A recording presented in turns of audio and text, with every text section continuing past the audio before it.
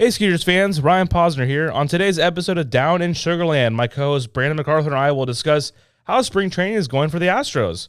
We'll also share some of our great memories with the late legend Pedro Gomez, and later we interview the 7-time Cy Young Award winner Roger Clemens. Then we wrap it up with our first ever segment of Toasty Takes. Hit the music, Troy.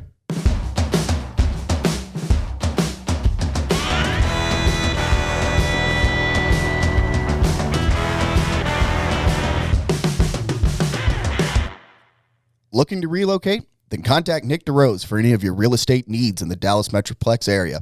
For more information, give them a call at 469-283-8360. DeRose Dallas Realty. Cowboy by nature, agent by trade. All right, fellas. So podcast number 1 out of the way. We are in the podcast sphere. Really appreciate everyone that listened to episode number 1. The first one getting out of the way, we were all nervous to hear how it sounded. I think it all went well. We even had some listeners, Brandon, reach out to us with some comments, which made me feel good to know that they're listening all the way through it. And they were mostly commenting on what they kind of wanted to see maybe out of this new rivalry we have with Round Rock. And what did you see from them? Yeah, I threw it out to the listeners to name the trophy that could go between us and the Express. And a couple that I really liked. One was the Silver Star. I think that's very iconic, very Texas. And then the other one was the cannon, which, again, very Texas, everything like that. Now, I had a different plan with the cannon. I think instead of it actually being one that you would fire a cannonball out of, you make it just a outfielder's arm, and that's what they're holding up there, just a golden severed arm that they just hold up in pride. I love that idea, and I think that's out of the box, very minor league. I mean, that falls in line, and yeah, I mean, there's all different kind of ways you can take this rivalry. Yeah, there's 3 Texas teams, so we could do the El Paso, Round Rock, Skeeters rivalry, or, just keep it right here. You got the Rangers and Astros affiliates. We can keep it right here. But thanks again, everyone that listened and commented, and hopefully after this episode as well, let us know what you think, and we'll try to shout you guys out while we listen. And the Astros, they are continuing spring training right now. It's about, I guess you could kind of call it a little past the midway point as we head into this week. And, Brandon, who are some of the guys, I know you've really been watching them pretty closely here over the last week or so. Who are some guys that are standing out to you? So they come in about 3-8-1. They actually have 1 tie in spring training so far. There's been a lot of questions of who will be the leadoff hitter, and you've been seeing them throw out a variety of guys, including Altuve, Correa, Straw as well. But some people that have been standing out for is a lot of these guys that are fringe guys. When I mean by fringe, who's going to take that 26th spot? Abraham Toro is one that jumps out at me. He's hitting .364, 2 RBIs through 6 games. He's actually battling with Robel Garcia for that final spot. But Abraham, like Garcia, he's a switch hitter, decent power from both sides. He can also spray the ball over the yard, so he can hit for bases as well, hit for power. He's just really tough if you want to play the shift against him because he has that back control, everything like that. He also can play multiple positions as well. He'll probably be slotted more at third base, but in today's game, you have to play beyond just one position. He and Garcia, they're mimicking players. And actually, Dusty Baker touched on it in the postgame conference where he said it's kind of between these 2 guys. And the reason is their skill set's so similar. So if you're a Skeeters fan, be on the lookout because you might see both of these guys drip in and out depending on how hot they're swinging the bat. I think you kind of set that up perfectly because it really is that last spot on the roster. It's going to be one of those 2 guys. Robel Garcia has come on really strong in the spring. He was a guy that they claimed off waivers from the Angels before spring got going, like right before the players reported. And Abraham Toro, he's a name that Astros fans are pretty familiar with. He's kind of got the folklore legend behind him. He was a big part of the Justin Verlander no-hitter in Toronto, had a home run, made a nice defensive play. So they're probably a little more familiar with Abraham Toro, but the thing about Robel Garcia that may even give him the edge in the end is that he can play shortstop. I don't believe Abraham Toro is a shortstop. He's more of a corner guy.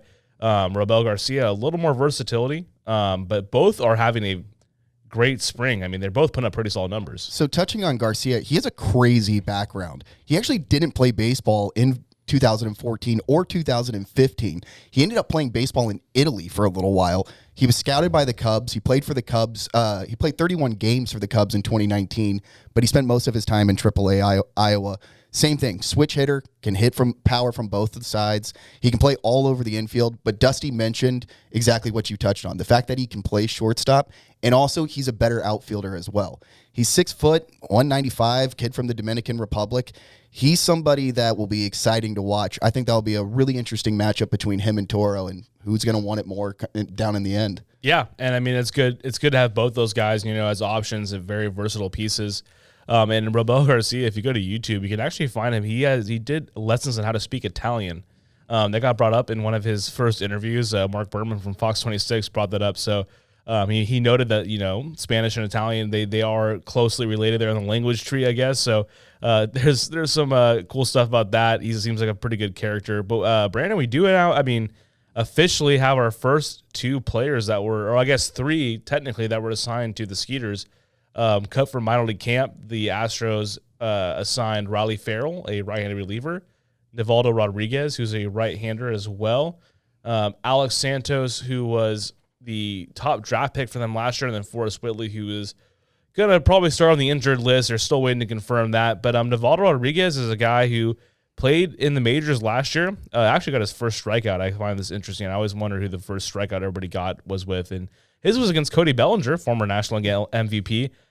Pitched out of the bullpen, but he had been a starter, and he's one of those guys the Astros added as a late add on the 40-man roster to protect him from the Rule 5 draft. A young guy. He'll probably, it'll be interesting to see if he works out of the bullpen for the Skeeters or if he starts in the rotation. But also beyond the guys that we just had, who are Riley Farrell and Nivaldo Rodriguez, there are a few other guys, that we might see this year that are really making some pretty big statements early on in spring training. Yeah, you kind of touched on it where the Astros are going to have a very interesting middle relief kind of rotation that they're going to have out there. And it's going to be one where you're going to see a lot of guys, I think, slotted in, and then they're going to throw whoever's arms are hot at the moment. One guy that stands out is Blair Henley. He's actually somebody that's from the Dallas-Fort Worth area. He was the 7th round in the 2019 draft. He was actually originally drafted by the Yankees out of high school, but declined. He went off to UT. In high school, this guy was a stud. He actually threw 3 straight no-hitters in high school his senior year, and then went on to UT, was a 3-year starting pitcher. He actually came out of the pen occasionally. It was mostly in the College World Series, but when he came out, he was lights out. This is a guy that I think will flirt a lot, probably more with Double-A, but he's going to be interesting in terms, he's that starting pitcher caliber, but also solid in middle relief as well, like an Andrew Kashner type of player where he can do so much. I think he's going to be really exciting to watch. Another person, Hunter Brown. Again, a guy that's probably going to start in Double-A. He's their number 3 prospect overall for the Astros. 5th round pick in 2019. Big right-hander, can just throw straight gas off that mound. He also has really nasty breaking ball that can start out with the letters and then just end up in the dirt on a drop. I think between those 2 guys, if you're Astro fans looking out of what's going to be your future, those are 2 names that immediately jump off the page. Yeah, Hunter Brown's a name. If you're an Astros fan, obviously you're probably pretty aware of him. He was a top pick in 2019, and he's going to be a guy that you're going to have your eyes on as he's kind of going to be in that next wave of Astros prospects that come through the system. And, it's very cool now in a way. You don't obviously want to see injuries, but now that when Astros injuries occur, it is interesting how it affects us here in Sugarland. Framber Valdez, who was going to be one of the top of the rotation guys for them, is dealing with a broken finger. Forrest Whitley, he's dealing with some arm trouble as well. There's no clarification quite exactly what his timetable is going to be, but you see that the Astros signs Jake Odorizzi, but there's a guy like Luis Garcia who might have been the opening day starter for the Skeeters had the season started on time, and maybe even at the May 6th point, Luis Garcia may be asked to pitch big innings in Minute Maid Park before he even gets a chance to come out here. But that's one of the cool dynamics I've found here. It's going on as well. But one guy in particular who I do believe we will see here in Sugarland to start the year, he's still waiting to make his debut. Middle infielder Alex DeGotti. And I say this, you want to keep it in a nutshell. The spring training numbers, you have to take them for what they are. They're spring training. The guys do win jobs in spring training. That's a thing as well. And he's hitting 385 through his first 10 games, and he's got a couple doubles, a triple. He's driven in a few runs. He's got 5 RBIs, which is tied for the team lead so far. So Alex DeGotti, a guy who's been in the system for a while, having a nice little spring so far. So I will check you on that because I had to double check and look at his last name, and he actually prefers to pronounce it DeGotti. Ooh. So like the GOAT of all time. I prefer it anyway. That's great. Right? And thank you for correcting me. Pronouncing names is paramount. So DeGotti is an interesting player. He's 26 years old, kid out of from Miami, Florida. But 26, you don't necessarily think old. But in the terms of minor league, he's been in the minor leagues this entire time, hasn't really reached MLB. So they look at that 26 years of age, and especially going into this season, they start to make that decision, is he MLB caliber or is he kind of a minor league lifer? And which stinks is because DeGotti is somebody that probably could be on an MLB roster if he wasn't playing on the Astros. Just ahead of him is Bregman, Correa, Altuve. A little bit harder to crack that than, say, anybody else around the league. So he gets kind of knocked being down in the minor leagues. But last year, he actually played for AAA Round Rock Express. He had an incredible season. He hit 277, his second highest overall in his career. I mean, he's a career 262 hitter, on-base percentage of 347. Absolute stud. Great pop in his bat, can hit for power, he can hit for bases. And my favorite thing about him that I keep reading is how fantastic his personality is. Everybody has mentioned that every locker room that he's in, all the players love him and the fans love him. He's going to be somebody when he plays here at Constellation, I think is going to be an instant recognition for the Sugarland Skeeters. Yeah, I think he'll be a fan favorite. We'll hopefully get him here on the podcast as well. A couple of the guys doing pretty well early on. Brian De La Cruz, another guy who's, as an outfielder, probably going to be out here to start the year. There's a lot of guys on the outfield. Steven Souza Jr., another person as well. Chaz McCormick. Those guys are kind of fighting for that last outfield spot. So De La Cruz right up there, 5 ribbies in the spring so far as well. And he's huge. That's the one thing about all these Astros prospects. These guys are massive. They're not really built like your typical scrawny shortstop. Instead, they all look like Aaron Judges, just humongous guys. And touching on Steven Souza Jr., he had a horrific injury early in his career. In fact, his first surgeon told him that his career was in jeopardy and that he probably will never be able to straighten his leg out. And so he saw a second opinion, and it was the same doctor that did the surgery for Cozart, and he gave him a much better timetable. And in fact, Souza Jr. talks about how his quote-unquote comeback from that injury, a lot of it is thanks to that doctor getting him back on. Now, he is somebody that is typically plays right field. He did for the Cubs for a while as well, but Dusty's been playing him at first base, and what a lot of people don't realize is he actually entered baseball as a shortstop, massive shortstop looking guy. A very big shortstop. In the minor leagues, he played 4 years of infield and spent a whole entire season actually playing first base. So it's not something completely new to him. He can go outfield, infield, and I think because of that dynamic and that pop in his bat, he probably will make the 26 spot roster. Yeah, I mean, he just got the name value as well. I mean, he came up with the Nationals and the Rays. I mean, he was a big-time power bat, a guy you might hit 30 home runs, and the idea that you could provide a little versatility to play some first base, especially if Yordan Alvarez, they're trying to keep him off his feet and have him only DH, that's a big spot. Also a guy, too, Jose Siri, who signed as well in the as a minor league free agent. I mean, Jose Siri is a guy who was a top 10 prospect with the Reds perennially, and now maybe just hasn't really gotten his first chance at a major league roster. We talk about power and speed. He's like a 2020 threat waiting to happen. So Siri actually spent 7 years in the Reds organization. They signed him at 17 years old. He was let go by the Reds, picked up by the Mariners, then made his way to the Dominican leagues before he finally signed with the Astros. And like you said, 25 years old, and he has a lot of tools. Big athletic body, hits for power, has incredible speed on the base paths, really reliable glove. He struggles with making good contact, but when he does make contact, boy, look out. He's going to be somebody that has a lot of pop in his bat. Very interesting prospect going forward. I think a lot of exciting things will come from Siri. Yeah, he's hitting 267, has a dinger and a couple RBIs, and I don't know if anyone out there follows John Boy on Twitter. He was the subject of a breakdown from John Boy, and him and Yadi and Molina were going at it, which I love in spring training, having a couple little cat and mouse game between Siri, who, I mean, that's a guy who steals 40 bases usually in the minor leagues, and obviously Yadi and Molina, one of the greatest catchers, if not the greatest catcher to ever do it as well. So we're going to wrap this segment up. Astros spring training talk. Again, obviously these numbers are taken for what they are, but we're excited to kind of get a better idea who might be on our roster now. When we come back, though, we are going to discuss the late Pedro Gomez and the impact he had on me and Brandon, and as really all of us here with the Skeeters. We had a special time here to interact with him in 2019, and we are going to go over that when we're back here down in Sugar Land. Ryan and Brandon back in just a moment. Baseball is back at Constellation Field, and full season ticket deposits are now available. May 20th is just around the corner, and you won't want to miss exciting baseball this summer as the Skeeters enter their first season as the AAA affiliate of the Houston Astros. For more information, visit sugarlandskeeters.com and be one of the first to reserve a seat.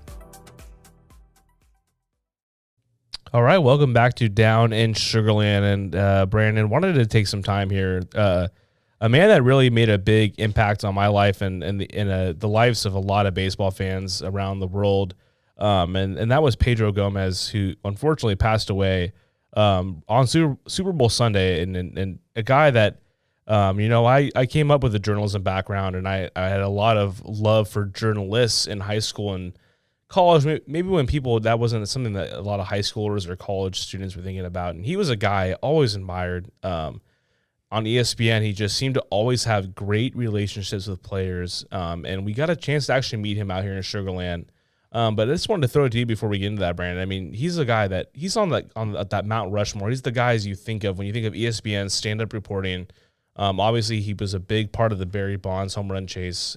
He's one of those guys you just associate with professionalism and baseball reporting.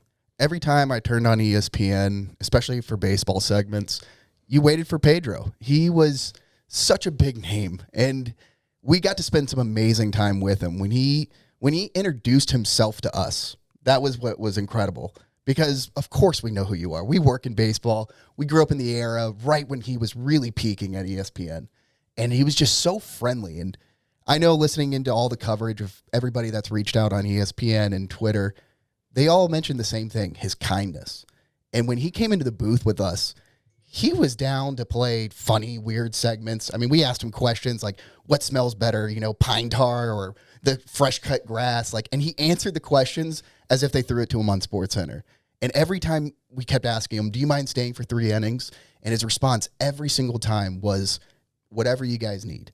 And he genuinely meant that. He would have sat there in the booth with us the entire game if we just asked. Yeah, and to provide a little background here, Pedro Gomez reached out to me via email regarding a player named Jared Mitchell, who played for the Skeeters in 2019. Jared Mitchell, who is a legend around the LSU parts. He's one of the few players to ever win a football national championship and a baseball national championship. He also was, weirdly enough, drafted right in front of Mike Trout, and it was the 10-year anniversary of Mike Trout being drafted, and Pedro, being the great journalist reporter he was, took such a unique angle to that 10-year anniversary of Mike Trout. Like, who's the guy who got picked in front of Mike Trout, and where was he? And that was Jared Mitchell. He was with us with the Skeeters, and I was doing cartwheels. Our producer Troy and our former graphic designer Shay, they were in the control room. I ran in there and I said, "You will not believe you just emailed me." And I get goosebumps thinking about that moment, because it was just one of the best moments of my career. And as Brandon mentioned, he came out to do the story. I believe it was like a Wednesday or a Thursday night, and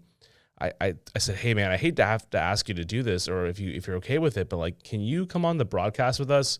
That was something that I had really wanted, and I didn't know how he would react to it. And like you said, Brandon, he reacted to it with the most kindness. He was ready to help us out wherever. And, we started to get in this discussion about minor league baseball, and his son Rio, who pitched at the University of Arizona and is still within the Boston Red Sox organization. And he just had such a great perspective on what it's like to be a minor leaguer. And he talked to us on the broadcast about that. I got an email from you about 3 weeks ago, and I saw Pedro Gomez that said, "Please give me a call on my cell." And I sprung out of my seat. Even you mentioned, wow, my phone rang 18 seconds later. I couldn't believe it. I called you right away, and you mentioned, part of the you realize right away that this is kind of a story that is sensitive, because Jared, has not made his way to the majors. But you also explained how your son has worked his way up from the minor leagues, and you could empathize kind of more than maybe any other reporter out there can possibly do for this subject. No question. Having a son who was drafted 2 years ago in the 2017 draft, as a very low pick, by the way, 36th rounder out of the University of Arizona, but 2 years later he has risen 4 levels within the Red Sox organization to High A. He just was promoted last week to High A, Salem, Virginia. And I look, the amount of work that goes in, the number of players that are released in front of you, in back of you, everywhere, it's such a very difficult profession to try to be a professional baseball player. So having seen it up close through my son on a day-to-day basis, basically, I can purely understand a lot of what Jared has gone through. Yeah, and just the candor he had with us, the amount of time he spent. Me and Brandon did the broadcast that night, and man, just gone way too soon. It's one of those that hit you like a pound of bricks. We'll miss him terribly. And what a great time we had with him. So the one thing that I regret so much in the booth with that is it was the pinnacle of the highlight for me when I look back on my play-by-play duties. It was calling that game with him. And the one thing that I regret so tremendously much is if you listen back to that game, the microphone that I'm on is at decimal 14,000. Like, it was just blaring through the speakers. And I remember Troy was sending me a message like, dude, your mic is so hot, like way too loud. And I was thrown off my game the entire time. I was already so nervous with him in there. And I think if you listen back to the first question I asked him, I was like, okay, we're going to play a weird, funny segment with Pedro where we ask him questions. I was like, Pedro, what's the best thing on the menu? Ice cream in a helmet, or and hot dog. And I'm trying to read the message, and he was like, well, I guess I would say ice cream since it's on there twice. And so it was just one of those things where I died laughing thinking back to it. But oh my God, man, that was a situation where it was supposed to be my best moment. And all I kept thinking was like, I think this guy thinks he's calling the game with somebody who's like won a Make-A-Wish Foundation dream to come call this with him. It was horrifyingly embarrassing for me. But man, I'll treasure that forever. I really will. Well, yeah, we had to do some gymnastics just to get you on the air that night, because our broadcast was not meant to have 3 people on the air, and you in particular, Brandon, you won't give. I'll brag for you. I mean, you pretty much engineered that night, so you made it possible because I was busy with Pedro, and down in the clubhouse, we had Mark Lowe, who had pitched for the Rangers for a long time, the Seattle Mariners, a name that Astros fans might actually recognize being in the division, and just like he knew him, and Mark Lowe is a middle reliever in the major leagues, and Mark Lowe knew Pedro knew Mark Lowe, and I mean, his career he was very close with Jose Canseco. He came up and he started in Sacramento and covering those A's teams, the Bash brothers, and I mean his career and going to Barry Bonds. I mean, he's just like a Forrest Gump-ish character. Believe it or not, it goes way back with Jose. They actually grew up in Miami together, and he was a year ahead of Jose in the same high school. So they really knew each other. And in fact, you're right. Pedro, he went on to be the reporter for the A's during that Canseco and McGuire years. And he said being on the road with them was like following the Rolling Stones. I mean, yeah. I mean, and then to go and cover Barry Bonds' home run chase when he was chasing down Hank Aaron. I mean, a phenomenal career, as we can all agree. I mean, gone way too soon, and we'll miss him dearly. And his legacy lives on with Rio Gomez as his son, who's a lefty in the Red Sox organization. But had to absolutely spend some time here talking about how great of a man he was and how kind and compassionate he was, and we'll miss him dearly. And when we come back now, we will have an interview with the 7-time Cy Young Award winner Roger Clemens joining Down in Sugarland. Looking to relocate? Then contact Nick DeRose for any of your real estate needs in the Dallas Metroplex area. For more information, give them a call at 469-283-8360. DeRose Dallas Realty. Cowboy by nature, agent by trade. All right, welcome back to Down in Sugarland. We are joined by an incredibly special guest, the one and only 7-time Cy Young Award winner, former Houston Astro, Roger Clemens. Roger, thank you so much for taking the time to join us today. You bet, guys. Thanks for asking. So we were talking a little earlier. You're just coming back from spring training. Your son Cody's getting after it with the Tigers there in their camp, and you spent some time in Orlando around some other teams. What was that like being down there working with them? It's great. I enjoy working with when any of my former 4 clubs asked me to come down and maybe visit with the coaching staff or the minor league pitching staff, their prospects. I enjoy doing it. You're not giving away any trade secrets. It's really just you give them insight, of my my minor league game, the time I spent in the minors, visit with them about my first couple big league spring trainings, how comfortable I felt going into those camps. And some of these guys are high round draft picks, and they're, in college or maybe even high school, they're big fish in a small pond, if you will. And when they get to a big league camp scenario or a situation like that, you see your surrounding teammates that are all really good. Everybody can throw hard for the most part. Everybody can run fast. They do a lot of things well. And you just have to really, bring your focus up a little bit. I tell them to bring their focus up a little bit and, trust what they're doing. I mean, it's baseball. Once you simplify everything and bring it down, it's baseball. And as far as the pitching goes, I just tell the guys to try early in spring to attack the strike zone so you're not behind in the count all the time, and trust your stuff. So it's simple stuff that everybody's heard before, but it's sometimes it's hard for it to sink into certain players. Well, that's awesome. I mean, it's amazing that you're such a good resource for them. And that's great that you'll devote the time there. And I mean, and your son Cody in particular, man, it really seems like he's knocking on the door there and getting a big league call up with the Tigers.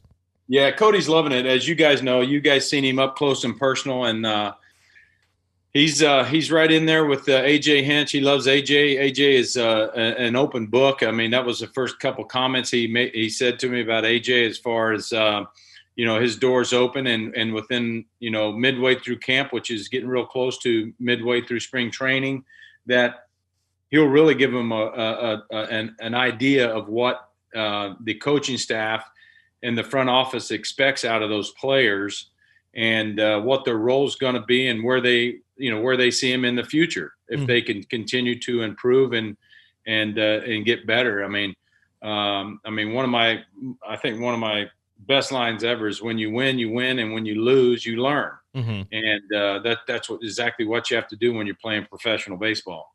Well, that's awesome. We'll definitely be rooting them on here in Sugar Land to hopefully see that debut sometime here very soon. And I want to stick with your kids here. I mean, you've seen 3 of them get drafted now. 2 of them played at Texas like yourself, and one of them in Kobe you got to pitch to twice. I mean, how much pride does it give you to know that Clemens name and your baseball legacy is living on through them? Yeah, baseball's in our blood. It's part of the family.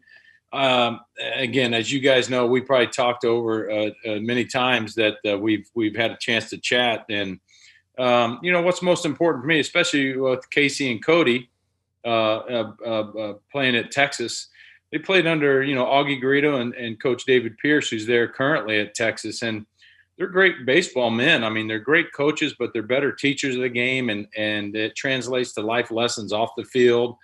But I'm proud of them. I tell them all the time, I'm most proud that they graduated from the McCombs Business School and the Communication School. Kobe is teaching now. My oldest one is teaching. He made me I'm Papi Rocket now. I got 4-year-old twin grandsons, and so they're already throwing the ball around, hitting it off the tee. They're watching everybody do their thing. But, baseball is a great game to teach you life lessons and ups and downs. And, it's a game of failures, like everybody says, and it's very difficult. What I appreciate about the last 10 days I was in Florida with some of the teams was when Cody came back after a few of his games, there's a few high-round picks going through their first spring training. A little odd for them because, with the COVID and everything that shut everybody down, they really didn't get to put a uniform on unless, as I thought it was fantastic. And I think it's shown with the way Cody's hitting. Cody's on a tear, knock on wood, in spring training, swinging the bat. But we had that Constellation Energy League and guys played 33 games, saw a lot of great left-handed pitching. So he really had to, hang in there for, Cody throws right. He plays second base for the Tigers, throws right, bats left. But it helped both him and Casey. And now a couple of these first round picks are struggling, and they're like, man, I don't even feel like I belong. And Cody's giving them, great lessons, man, and stuff that he's learned already and how he's learned to cope. And my oldest one, Kobe, who managed in that league, Kobe teaches, and he's got a great way about him to say the right things to the right kids. I tell that people about my managers, even that I had over the years, that they were great managers, but they knew your personality, and they knew how to come at you with your personality and what to do there. So very important. And but yeah, blessed that the boys are playing ball. Love it that they're playing it, and they're pretty serious about it. Absolutely. Yeah. I really enjoyed getting to meet you and your entire family over the Constellation Energy League. That was such a great time. But that wasn't actually your first experience with the Skeeters. For those that may not know, your last professional appearance came with the Skeeters in 2012. Your son, Kobe, was the catcher. I mean, we even had Toby Keith in the dugout, and fans are singing Red Solo Cup in between innings. How did that all go down? When did you decide, okay, I want to do this, and how'd you go about that? Yeah, well, I think we all talked a little bit about it. Kobe was playing there, and it came about. I wasn't really sure if my arm would agree with me doing it, but I was throwing quite a bit, and it just seemed like a fun thing to do. We were going to bring some attention to the league, to the stadium over there in Sugar Land, which is a fantastic stadium, and it's 20 minutes from the house, and so it just worked out great. But if I was going to do it, I definitely wanted Kobe to catch. Kobe was playing some first and third and catching, and any of my last pitches that I might ever throw in a competitive game, I wanted Kobe back there to catch that. And but yeah, it was similar to probably my last time coming out of retirement. I thought I was retired again, and the guys here in Houston asked me to come out of retirement, and we got after it for 3 years here in my advanced age. I mean, it was really special. I mean, I was able to keep my legs and my arm underneath me a little bit and get it done here in Houston. And I mean, to win a Cy Young here at home at my advanced age and go to the World Series, it was pretty special 3 years. But that was just as fun as having, once my buddies, including Toby Keith, like you mentioned earlier, heard that I was going to throw about 5 innings if I could get through it.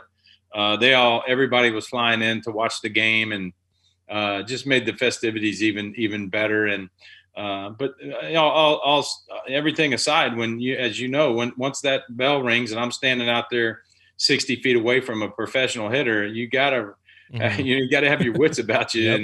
And those guys are swinging the bat and coming after. They don't care how old you are. Yeah, that was such a special moment for our organization too. Now as we kind of transition here into a new phase here, but gotta ask too. I know you and Toby are pretty good buddies. What's your favorite Toby Keith song? Dream Walking, and of course the best one is I'm not as good as I once was, but I'm good once than I ever was. Yep. I had to feel like that at my advanced age when I went to the mound. There you go. Love that. So outside of baseball, you've had a pretty illustrious acting career as well. I mean, you've been on The Simpsons, Spin City, the movie Anger Management, and then we've talked about this before. You've had the most This Is SportsCenter commercials made about you. But there's one appearance in particular we wanted to center in on. That was in the movie Kingpin. Your character gets into a little dust up with Randy Quaid, and Woody Harrelson steps in. And I wanted to ask what was that experience like? I mean, Bill Murray, Woody Harrelson, Randy Quaid, and also who decided that your character's name was going to be Skidmark? Yeah, how about that? If they'd have told me before I flew to Reno to shoot that film, I probably wouldn't have gone. But no, it's pretty cool. Peter and Bobby Fairley, the Fairley brothers, they're hilarious. They obviously write some really funny skits and scenes and movies, and they're great. And they're in the New England area, and they always try and get an athlete or two to get in there. And actually, what happened was I was supposed to be in Dumb and Dumber. I was going to be Seabass. Oh wow! And I couldn't get out of it to be able to get there to film that. So I suggested a good friend of mine, Cam Neely, and Cam was with the Bruins and super guy. So Cam took over the role, and they said, "Hey, we're going to get you in a movie at some point." And I said, "All right, just let me know." And a couple of years later, whatever it was, I get a phone call from him and say, "Hey, we're going to fly you to Reno. You're in this movie. We're doing this movie, Kingpin, and you're going to be a truck driver that comes into a truck stop, and your current girlfriend is dancing with one of the guys, which was Randy Quaid." And so that's where it was at. But it was fun. I mean, you get on set, and of course you meet everybody. They're all big sports fans, so it's fun to hang out, play a little basketball with Woody Harrelson and see the guys. And we did it didn't take too long. We were there 2 days, actually 2 nights, because we actually got on location at about 10 p.m. We filmed till like 1 a.m. It was night shoots. And we did like 5 lines, with there was no swearing for TV. And then you go into the rated R stuff. And they said it'd probably be rated R because Woody Harrelson has pretty much already let it fly a few times, and they're going to use it. So, but it was fun. We did some good takes, and they dressed me all up. I had a truck driver hat on, earring on, some tattoos. I mean, they did it up. But you're right. They said your name for the movie is Skidmark, and I said thanks for giving me a great nickname.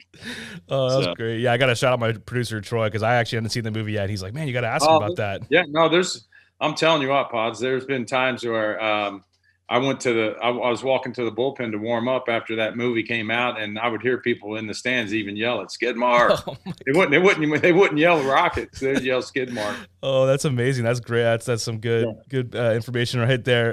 Your pitching numbers over your career speak for themselves. I mean, in my opinion, and the opinion of most, I mean, you're one of the greatest, if not the greatest pitchers to ever live. So I wanted to go a different direction and ask about your hitting stats. I mean, in 05, I was looking it up, man. You posted a pretty respectable 207, 4 ribbies. I mean, give me the Roger Clemens hitting approach, and was there a bat in your career that you kind of remember in specific? My hitting approach was look fastball middle, and if it looks like a fastball coming down the middle, swing as best you can at it and hope you hit it. So I did take pride in my bunting. We got being in the American League the whole time, I obviously didn't get to go to the plate much, but when we get close to interleague play or we knew October was coming, about 2 weeks before playoffs, we would start showing up early at the field, and our pitching coach or whoever the batting coach would throw. And we did a lot of situation bunting.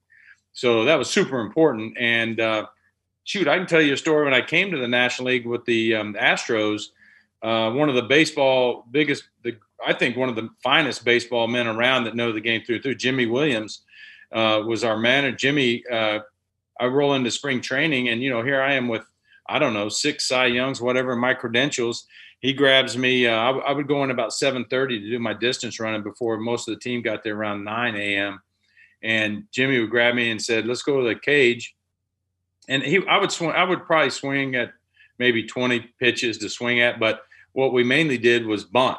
And he just flat out told me, he goes, look, even at your age, and we're going to watch your pitch count, if I know that you can get a bunt down your second or third time at the plate, you can and I can trust you to bunt. It'll end up being. He thought it would be would evaluate and would lead to about 5 wins on the year for me, because he wouldn't have to pull me in a tie game or if we're behind by 1 run, he could leave me in there and a chance to continue and get a win. And he was exactly right. So, and what that did was the other guys that were coming in at 8:30, 8:45, I was coming out of the batting cages with my Astros undershirt, my T-shirt soaked, and the other guys started seeing it, and it kind of prompted them that, hey, I need to get out of bed a little bit earlier and get over here. Next thing you know, I had 3 or 4 of the other pitchers doing the program with me. That's crazy. I mean, that's a really interesting perspective too from Jimmy Williams. And you don't really think about that. Like, hey, you get a bunt down, stay a few extra innings, and you get a winning decision. So that's really good insight. Absolutely. Yeah, and I know a lot of players. I'm sure you just talk about being in spring training. When they meet you, they're probably in awe. Like, man, this is the only guy ever to win 7 Cy Youngs. Was there a player when you first came up that you were kind of awestruck by? Like, oh my gosh, I can't believe I'm sharing a field with this guy right now. I don't know if I was ever awestruck about it, because I think it's just coming from my background. My pops died when I was 9, so I was raised by my mom and my grandmother and 2 strong-willed ladies. But they knew I loved the game of baseball, and really to kind of somewhat on that lines. I was after I got drafted out of the University of Texas, I wanted to make it to the big leagues to pitch against Reggie Jackson. Once I knew I was going to be in there, but Reggie was with the Angels. We ended up playing them at some point, but the California Angels at the time. And so I wanted to face Reggie Jackson, but it was really cool. I mean, I had some great veteran mentors, Bruce Hurst. He's the one that gave me my nickname, the Rocket, after the 20 strikeout game, and Jimmy Rice and Dwight Evans and Al Nipper. And of course, Boggsy was there. He's just a flat out hit machine. The dude could hit. And just some great veteran guys that Marty Barrett. I mean, these guys were, and Richie Gedman, my catcher, was awesome. I mean, we worked so well together.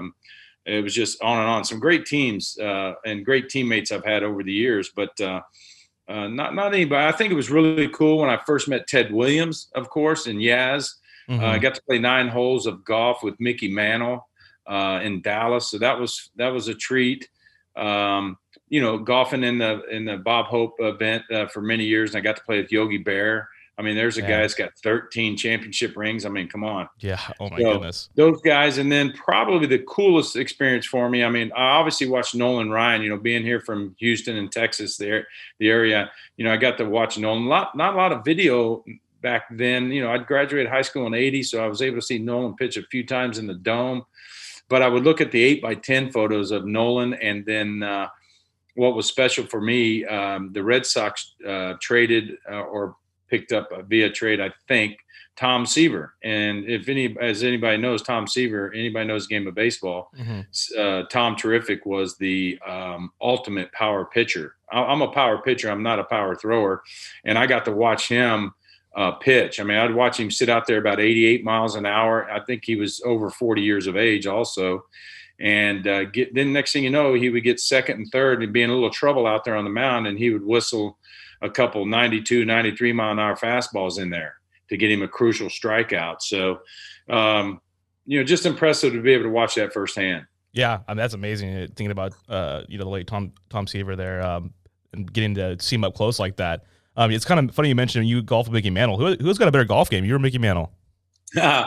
Well, Mick was a little bit older then, and it was hot, and I thought it was. I went up there for two reasons. I had a giant photo blow up of my pitching coach. He was on the mound.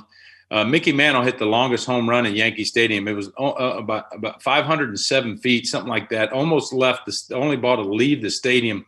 It hit the right center field facade at Yankee Stadium, and it was off my pitching coach at the time, which I realized. So I had somebody. I got the photo and had it blown up, and I was going there to have Mickey sign it. He knew exactly who the pitcher was and everybody.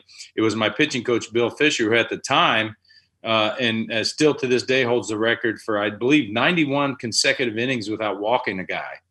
And that's why Bill Fisher, my pitching coach, was so – when I struck out 20 the first time against Seattle Mariners, I struck out 20 guys, but I didn't walk anybody. And after the game, Fish made note of that to me. He goes, hey, I love it that you set the record for strikeouts. He goes, but you realize – and I didn't at the time until he told me that you didn't walk a single batter.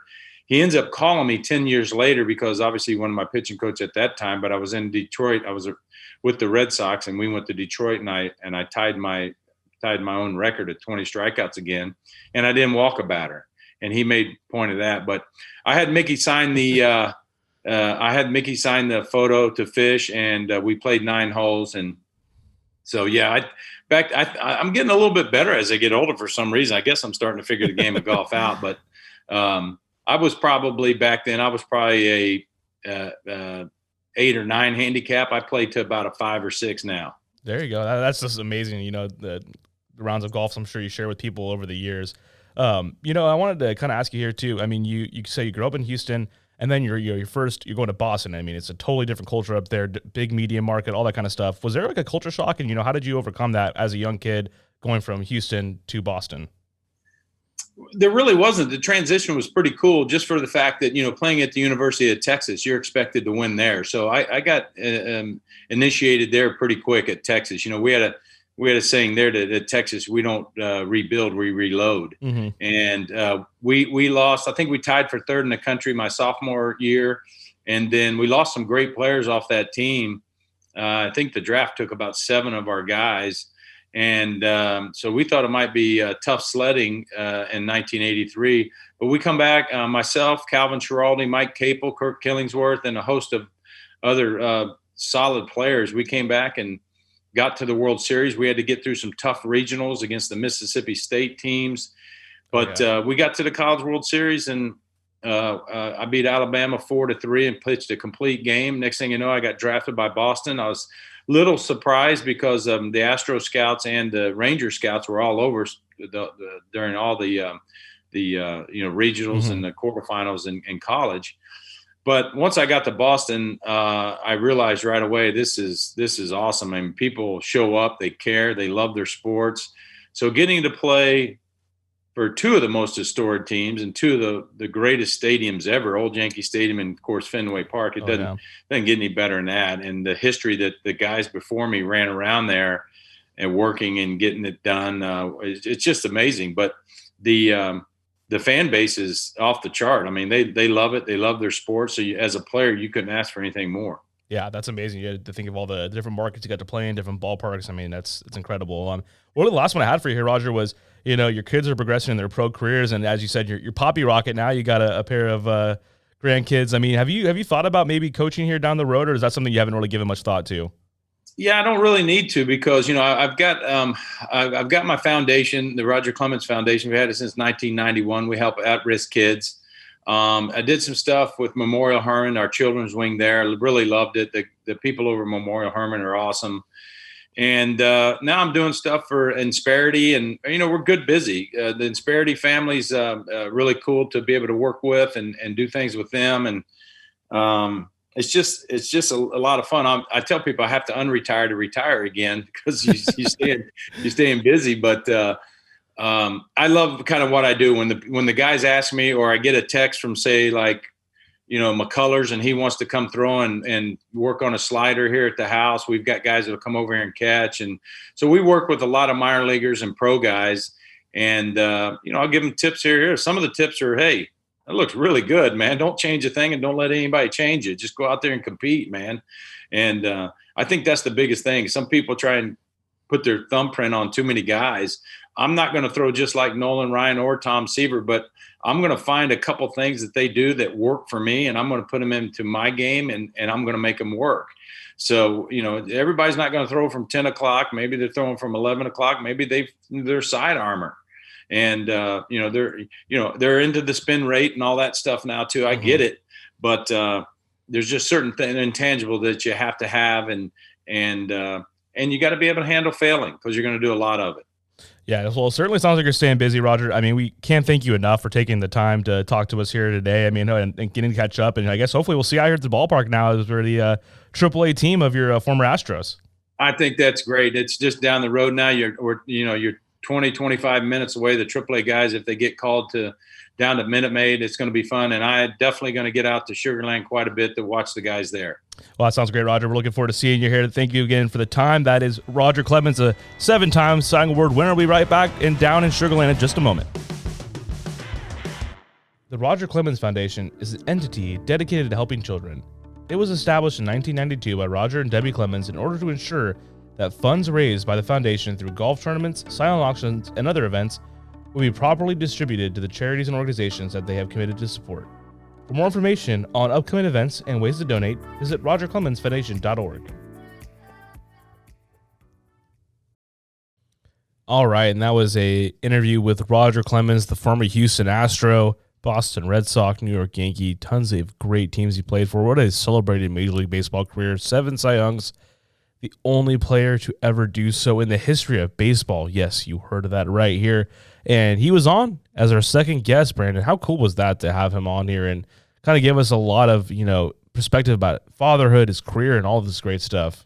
I think some of my favorite stories were the non-baseball ones. Golf with Mickey Mantle and how he got him to sign a picture to kind of just troll his former coach. Incredible stuff. I can't imagine what it'd have been like to go and just play 18 with good old Mickey Mantle. I mean, I had to ask him about that because, Mickey Mantle is obviously his career numbers speak for themselves, but also outside of his numbers, I mean, he's one of these larger than life baseball icons. And I mean, if you ask a lot of baseball fans, whether they're Yankee fans or not, if you could play 9 holes with a former player, I wouldn't be shocked if Mickey Mantle was in the 20th, 30th percentile of those answers. I mean, just incredible stories all the way around, and going into his stories about being a father and also seeing his kids grow up playing the game that he loves.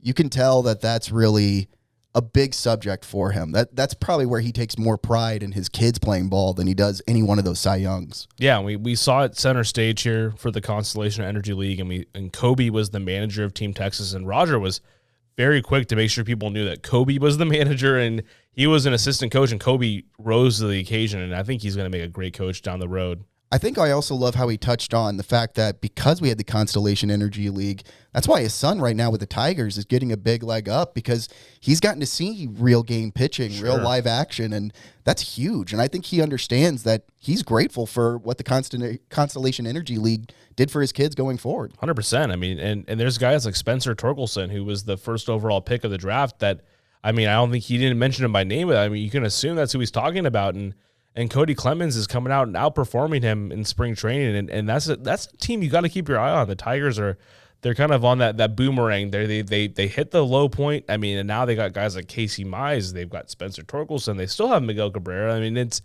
fun. It's fun for me as a baseball fan, and finding different avenues to root for. And Cody Clemens is certainly one of them. And Tigers hired a new manager that Astro fans are definitely going to know. Yes, kind of following with AJ Hench. So you're right captain at the helm. They could be a team that's worth watching. But I also loved. And I got to admit, man, I was insanely jealous when he just simply threw in, and it's very casual in the interview, when he was like, pause. And when he said that to you, I was like, he's got a nickname for you. I was insanely jealous. You'd think I'd be happy for you because it's like, dude, Roger Clemens just nicknamed my buddy. No, instead I was like, what's my nickname, Rocket? Oh, man. And I mean, that's growing up. My last name is Posner, and I was called Paz a lot. I don't think I've ever heard that come out of someone's mouth as cool as Roger Clemens calling me Paz. And I remember Troy, we're recording the interview, and I kind of like after the interview, I'm like, dude, you call me Paz. That was super cool. That was super cool. Yeah, we get it, bro. When Troy sent me the interview, all I sent back in the text after I listened to it was like, why do you call him Paz? I was like, I got insanely jealous when I heard it. I was like, but at the same time, man, that is so awesome.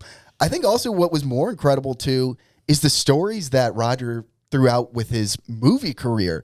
Kingpin, but then the big shocker, he was supposed to be Seabass in Dumb and Dumber. That literally blew my mind. Dude, and Seabass is one of the most, iconic characters in that movie, if you think about it. I mean, it's something that everyone quotes. I mean, we all know the quote, so to go from that to Skidmark is probably not as ideal, but I don't know, Brandon, what do you think? What interesting choices he would have gotten. His movie career might have taken a whole different turn, but you're 100% right. When I think of movies that my friends and I started quoting from start to beginning, it probably started with Dumb and Dumber, and especially Seabass's line. My brother and I used to say that to each other all the time before we would start fist fighting.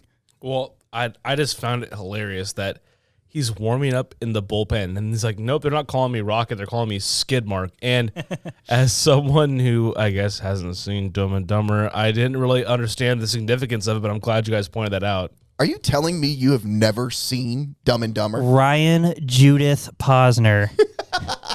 Are you serious? It's one of the big blind spots in my movie watching career, and he mentioned, I know it's Jim Carrey, Jeff Daniels, but have I sat down and watched the whole movie? No. And thankfully I didn't, because he wasn't even in it. So there you go. Yeah, but it's the concept of it. That's an iconic movie that, you sit down with your parents. It's generational that you're going to watch that movie, and it forever holds up. I don't understand how did you not have basic cable as a kid? Did you not watch through things? It kind of just sounds like Kingpin's a better movie overall. I mean, over the Dumb and Dumber. Is that weird of me to say? I think that's a very toasty take. All right, we are going to wrap up this episode with some toasty takes. Troy Young is going to fire off some topics to me and Brandon MacArthur, and we're going to give our hot takes. Troy, what's take number one? All right, so this is some toasty takes here. Let's say your alarm is at 8 o'clock in the morning, and you wake up at 7:59. Do you love it or do you hate it, Ryan? Oh man, I hate that. You set your alarm. There seems to be a few things in life you truly have a control over, and that is when you wake up in the morning. And to know that you woke up a minute before and you're like, there's no requiem. You can't go back to sleep. You are getting up. Your day started off involuntarily, and that for me, that's a huge bummer. I hate it. I hate it so much. I love it. How often do you get to beat time? I'm sure anyone who enjoys waking up to their alarm also likes to hit the snooze button. You're letting time own you. When you naturally wake up, you earn a small victory. It turns the rest of the day into a dub. Love it. Get it out of here. I'm done with it. All right, that was some toasty takes. All right, we're going to take it a little bit different. We're going to go with best Adam Sandler movie, Brandon. Easy answer, Big Daddy. It's a complete movie. You laugh, you cry, you feel. It's a great comedy. A great comedy movie typically plays to a specific sense of humor, specific audience. But this movie, it actually reaches all demographics and has multiple aspects to it. Big Daddy does a fantastic job hitting all those qualities. I'd even argue this movie allowed us to take Adam Sandler seriously as an actor. Get it out of here. I'm done with it. I mean, for me, it's no doubt. It's Mr. Deeds. I mean, to start off as a middle schooler or high schooler getting indoctrinated to Space Oddity by David Bowie via them singing in the airplane. Love that. That was a great start to it. I'm not gonna lie, I didn't know who John McEnroe was before that movie, but then all of a sudden I'm like, oh, John McEnroe, and that was a rabbit hole in itself. And quite possibly one of the better movies, or the better movie characters in any Adam Sandler movie. That's crazy, guys. Steve Buscemi and his weird pizza combinations. It had everything for me. Winona Ryder also in that movie, great job, and it's all around just a great movie. All right, so we just had the interview with Roger Clemens, and he played with the Red Sox, Blue Jays, Yankees, and Astros. When you close your eyes, what do you see as Roger Clemens as, Ryan?